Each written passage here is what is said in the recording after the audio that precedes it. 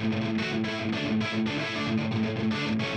welcome to 1050ESPN.com. Brandon Tierney with you. Of course, you hear me hopefully during the day from 10 to noon here on 1050. Now, let's take it from the radio. We'll take it to the web. We'll get into some World Series predictions.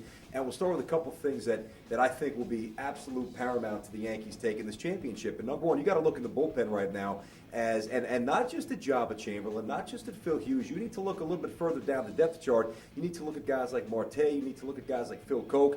This Phillies offense between Ryan Howard and Chase Utley and certainly Raul Ibanez, which was a great pickup for the Phillies in the offseason. Actually, the Mets probably should have gone out and got him, but hey, they missed the boat on that. These lefties are going to be vital. They're going to have to come in, and I don't mean in the 8th and the 9th inning. There's going to be spots in this series where, you know, it's the middle frames, 5th inning, 6th inning, couple of guys on, Yankees up a run, Yankees down a run, where you either make a big pitch and get an out and keep your team in the game, where you give up, you know, you make one bad pitch and somebody sends it over the fence and suddenly you look up and you're down 3 or 4 runs. You look at the power for both sides. I mean, Ryan Howard is an absolute beast. You look at the two ballparks right now, Yankee Stadium, we know balls fly out. Certainly in Philly, same deal. And I think if you crack down and begin to really look at what both teams do well, I think it's foolish to look at the Phillies and just say that, well, they hit the heck out of the baseball. The Phillies also 8th in ERA in terms of team staff. I know that's a little bit weighted because of a lack of a DH in the NL, but they also have 4 or 5 guys that could steal some bases for you.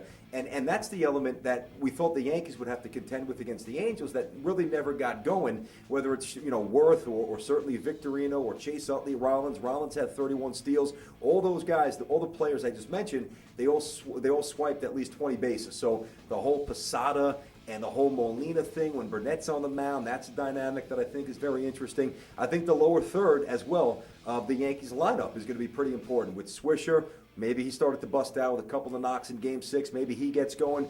Melky started to hit. Certainly guys like Robbie Cano. I think that when you look at, especially when this goes to Philadelphia and there's no DH, it will be easier for the Phillies if they're smart about this and get the guys, keep the guys off base in front of them. You'll be able to pitch around Alex a little bit. You'll be able to pitch around Mark Teixeira a little bit. So additional emphasis here on Johnny Damon, who had a terrific championship series after an awful divisional series against the Twins. He bounced back. He had the big 2-run knock to left center field to wrap it up and get the Yankees going in Game 6. Of course, the great Derek Jeter. These guys, if they're on base, you can't pitch around the 3 and 4 hitters. And if that is the case, and you can pitch around an Alex and pitch around the Teixeira and be smart with that, now when there's no DH, and whether it's Posada, Matsui, whomever is missing, now you look at a lower third of the batting order with a Molina, certainly with a pitcher trying to hit and lay down bunts, and that changes it a lot. But when you look at, I think, the lineups, there's probably only one team in baseball that could thump with the Yankees, and that's these Philadelphia Phillies. I think it's going to be an outstanding series. It's going to be a lot of fun.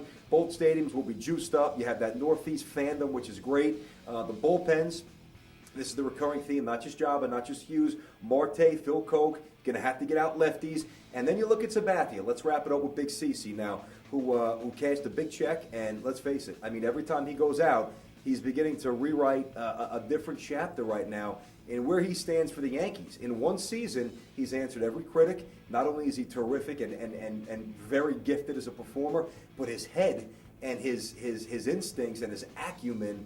I mean, this guy's in charge. I mean, he's not just taking the baseball rearing back and throwing 98. He's thinking out there. He's hitting spots, and he's keeping you off balance with that great changeup as he turns a few pitches over. So, Sabathia, Burnett's always a wild card. The great Andy Pettitte. I think as you move deep into the series, it's going to be a deep one because the Phillies will hit. But I think it's going to be an outstanding time, and let's go. Hopefully the Yankees go out and they get their 27th championship. Enjoy it. Of course, more on my show. I'm on every day following Mike and Mike. You can catch me at 10 up until noon. Legion to the Herd, which leads into the Michael K. Show. Enjoy the series, guys. Go Yankees.